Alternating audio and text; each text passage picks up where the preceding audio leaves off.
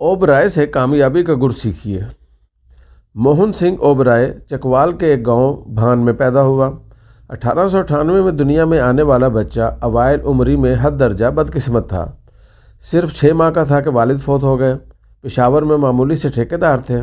बहरहाल तंगी में गुजर औकात हो ही जाती थी। वालिद के मरने के बाद मोहन सिंह के घरेलू हालात मज़ीद मुश्किल हो गए। ख़ानदान का किसी किस्म का कोई ज़रिया आमदन न था।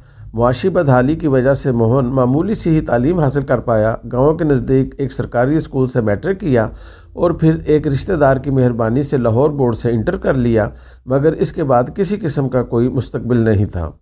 क्लर्क लगने के लिए लाहौर, पिंडी और दीगर शहरों में धक्के खाता रहा, मगर किसी जगह भी मामूली सी नौकरी भी हासिल न कर पाया। ज़िंदगी उसके लिए अजाब बन चुकी थी। 1922 में बर्रे सगीर में प्लेग जैसी मूजी वबा फैल गई। मोहन सिंह बीमारी से बचने के लिए शिमला चला गया। वहाँ सीसल होटल में फ्रंट डेस्क क्लर्क की नौकरी मिल गई। होटल के मुंतजिम का नाम अर्नेस्ट क्लार्क था। वो 10-12 साल से शिमला में सीसल होटल की देखभाल करता था। हाँ, एक बात कि सीसल होटल भी बस गुजारा लायक ही चल रहा था। आदाद शुमार के मुताबिक पूरे साल में होटल के कमरे सिर्फ 40% तक किराए पर जाते थे। शिमला एक सियाहती इलाका था और वहाँ के होटल बड़े बड़े मुनाफे में चल रहे थे, मगर सीसल होटल कारोबार में काफ़ी पीछे था। क्लार्क को समझ नहीं आता था कि वो ऐसा क्या करे कि होटल मेहमानों से भर जाए। कुदरत का अपना तौर तरीका है। क्लार्क को 6 माह के लिए लंदन जाना पड़ा। मोहन सिंह जिस जांफशानी से और ईमानदारी से काम कर रहा था वो अर्नेस्ट के लिए हैरान कुन था।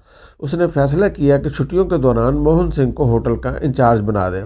मोहन सिंह ने इस 6 माह में होटल की काया पलट दी। अरक्रेज़ी और नफासत से काम करने की बदौलत होटल में ग्राहकों की तादाद बढ़ती चली गई। जब क्लार्क लंदन से वापस आया तो उसे यकीन ही नहीं आया कि ये उसी का होटल है। मोहन सिंह होटल में ठहरने वाले मेहमानों की तादाद 80% तक ले गया, यानी मुनाफा अब 100% बढ़ चुका था। क्लार्क अब मोहन सिंह पर बहुत एतमाद करने लग गया। इसके अलावा मोहन सिंह को अपने कारोबार में शराकत दारी भी दे दी। 2 साल ऐसे ही गुजर गए। सीसल होटल का नाम अब क्लार्क होटल रख दिया गया था। अर्नेस्ट अब रिटायर होना चाहता था। एक दिन मोहन सिंह को बुलाया और उसे कहा कि अगर वो चाहे तो होटल ख़रीद सकता है। मोहन सिंह के पास इतने पैसे नहीं थे, चुनांचे फैसला हुआ कि वो मिस्टर क्लार्क को किस्तों में पैसे लंदन भिजवाता रहेगा। मोहन सिंह कारोबारी मामलात में हद दर्जा ईमानदार था। किस्मत की देवी ने इस पर खुशकिस्मती का पहला दर खोला था। मोहन सिंह होटल को कामयाबी से चलाता रहा। मिस्टर अर्नेस्ट को तमाम रकम भी भिजवा दी। पहली जंग अजीम का ज़माना था। मोहन सिंह अब कारोबार को बढ़ाने का सोच रहा था। उसने कलकत्ता में ग्रैंड होटल ख़रीद लिया। मोहन सिंह ने इसका नाम बदलकर ओबराय होटल रख दिया। ईमानदार था, अपने काम में मेहनत के हुनर से वाकिफ़ था, लिहाजा आहिस्ता आहिस्ता वहाँ से हिंदुस्तान के बड़े शहरों में ओबराय 5 सितारा होटल शान शौकत और आरामदेह सुकूनत के लिए मरकज़ियत इख्तियार करते गए। सिर्फ हिंदुस्तान ही नहीं, सिंगापुर, सऊदी अरब, श्रीलंका, नेपाल, मिस्र और साउथ अफ्रीका में ओबराय होटल कायम कर दिए। मोहन सिंह 103 वर्ष की उम्र लेकर आया था। 2002 में उसका इंतकाल हुआ। मरते वक्त पूरी दुनिया में उसके 21 होटल थे। इसके अलावा 5 बहरी जहाज़ थे जो समुद्र में चलते फिरते होटल थे। मज़ीद कई एयरलाइंस के जहाज़ों में खाने का इंतज़ाम, मुतअद्दिद रेस्टोरेंट और बार का मालिक था। मरते वक्त तक ओबराय एक सल्तनत का रूप धार चुकी थी। ग्रुप की दौलत तकरीबन $10 बिलियन थी। आज मोहन सिंह के बेटे इसके कारोबार को मज़ीद फ़रोग़ दे रहे हैं।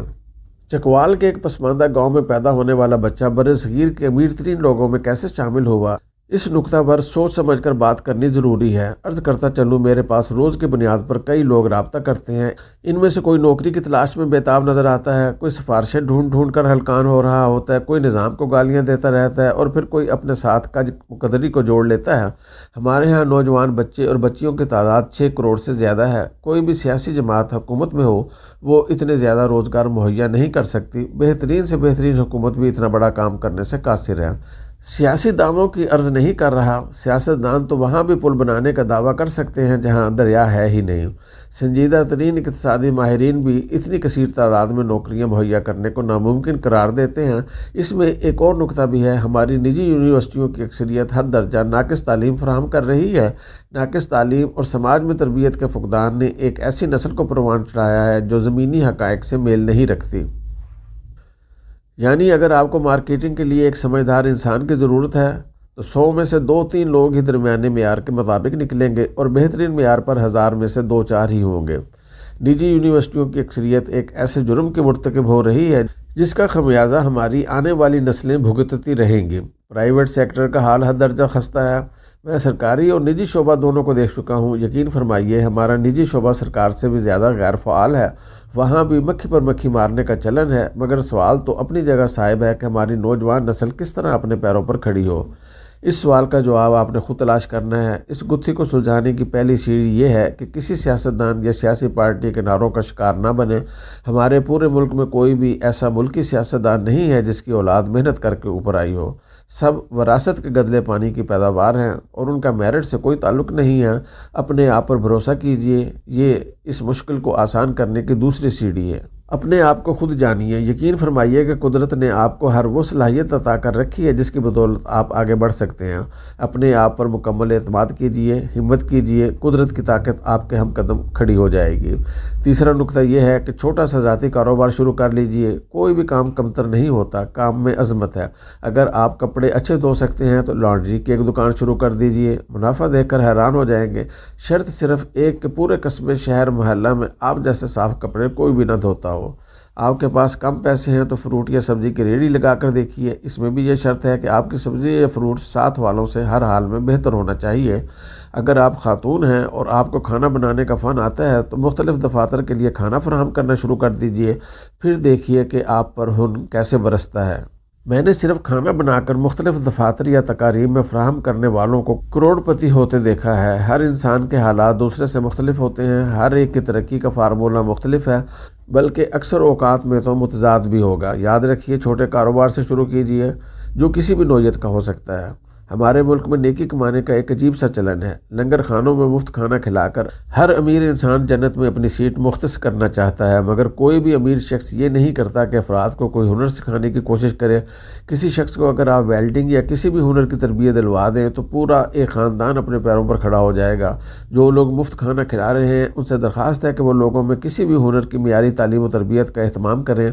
अगर ये हो जाए तो मुफ्त लंगर खाने बंद हो जाएंगे। अगर मोहन सिंह ओबराय होटल की दुनिया का बेताज बादशाह बन सकता है तो यकीन फरमाइए आपके लिए भी तरक्की का हर रास्ता खुला हुआ है। गुर्बत और बेरोज़गारी को शिकस्त देने का वाहिद तरीका अपने आप को किसी हुनर से आरास्ता करना है।